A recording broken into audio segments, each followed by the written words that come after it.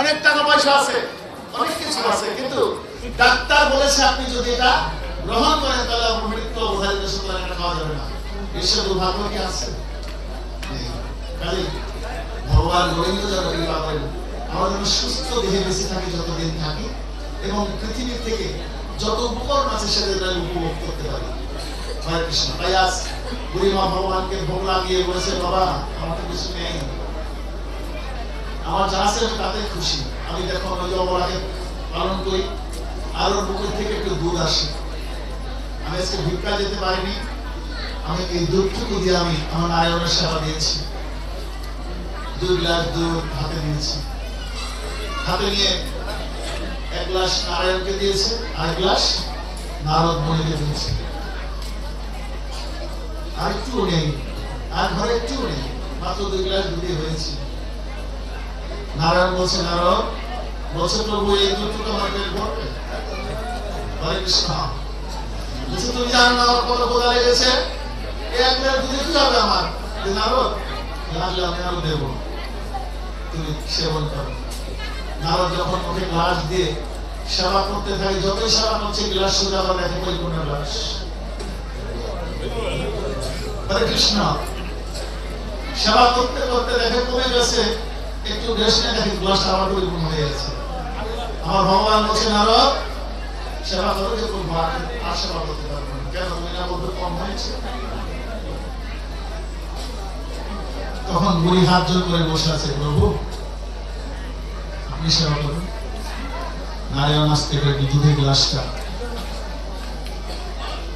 তুলে নিয়ে একটুখানি ছিটা দিয়ে মুখে দিয়েছে, বলছে, নাও মা, তুমি সেবা করেছি, এই না ভগবান।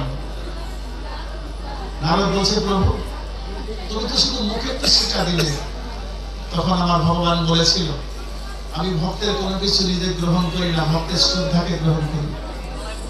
ভক্ত কতটুকু ভক্তির সাথে আমাকে কি দিল সেটা বিষয় না, কিন্তু তার ওই জিনিসের সাথে ভক্তির সংযোগ কতটুকু আছে আমি সেটাকেই লক্ষ্য করি। তাই নারদ, তুমি তো বলেছিলে যে আমার বুড়িমা সমাধান করতে পারবে না। তখন বুড়িমা বলছে, প্রভু তুমি সেবা করুন, যে আমার পেট ভরে গেছে, কারণ তুমি যে আমাকে ভক্তি দেখিয়েছো, যে শ্রদ্ধা দেখিয়েছো, আমি তোমার প্রতি অত্যন্ত খুশি হয়েছি। না মা, এটা সেবা করো। বুড়িমা সেই দুধটুকু যখন মুখে দিলেন, ঘরের থেকে বের হওয়ার পরে নারদ বলছে, প্রভু এই যে বুড়িমা তোমাকে এত আদর করলো, আর ওই লোকটা তোমাকে এত খারাপ আচরণ করলো, তুমি ওদের জন্য একটু আশীর্বাদ করবে না? বলছে, আমি আশীর্বাদ করছি।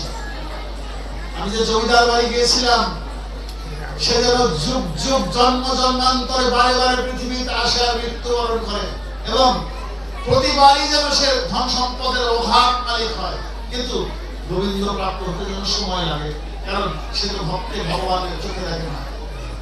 তার আচার ব্যবহার, ভক্তি শ্রদ্ধা অত্যন্ত নগণ্য, কারণ ওই ক্ষুদ্র ভক্তি দিয়ে ভগবানকে পাওয়া যায় না। নারদ, আমি তাকে আশীর্বাদ করলাম, সে যেন যতবার পৃথিবীতে আছে ততবার যেন ধন সম্পত্তি যেন ডুবে থাকে, যেন ভগবানের দর্শন, ভগবানের কৃপা যেন তার একটু দেরিতে লাভ হয়।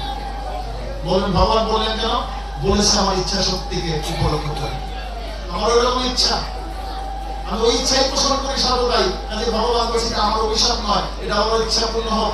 যে যখন প্রবর্তন্তে তং তথৈব ভজামহম, মম ভক্ত অনুবর্তন্তে মানুষ পার্থ সর্বস্ব।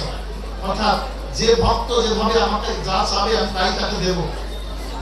সে তো সর্বদাই ধন সম্পদের মালিক হতে চায়, আমি তাকে ধন সম্পদের মালিক করে দেব, কিন্তু তার ভিতরে ভক্তি আসবে না।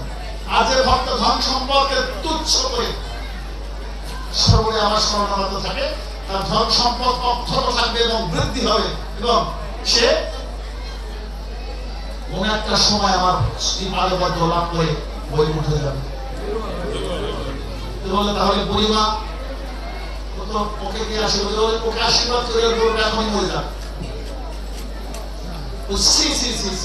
তোমার এই চিন্তা, এত আদর করলো তোমাকে, সেই গাভীর দুগ্ধ দিয়ে তোমাকে সেবা দিল, আর তুমি বলছো তার গাভীটা মরে যায় না, গাভীটা মরে যাবে, গাভীটা এখনই মারা যায়।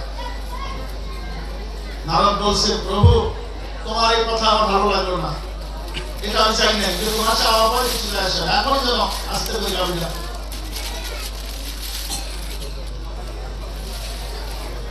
বললো, প্রভু আমি অনেক কষ্ট পেয়েছি, চলো আমি তোমার সাথে থাকবো না, যাবো। নারদ দাঁড়াও, আর একটু শুনে দেখি, ওই বুড়ি এখন মরে যাক, বুড়িও যেন না বাঁচে।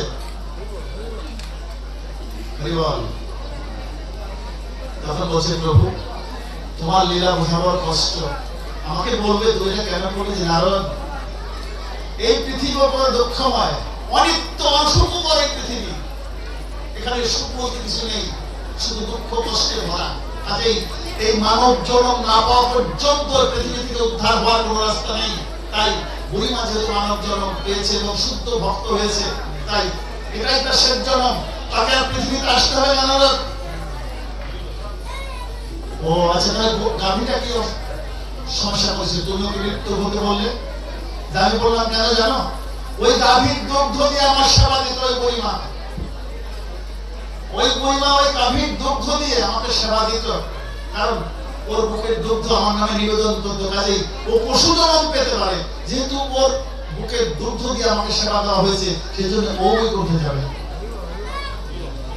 হরে কৃষ্ণ। কিছুক্ষণ পরে নারদ মুনি হাটের সামনে আস্তে আস্তে হাঁটে, দেখে বুড়ি আগে এগিয়ে যায়। হরিবল, দেখো এই বৃদ্ধ মাটা আগে এগিয়ে যাচ্ছে। বলছে, প্রভু তুমি না বললে বুড়ি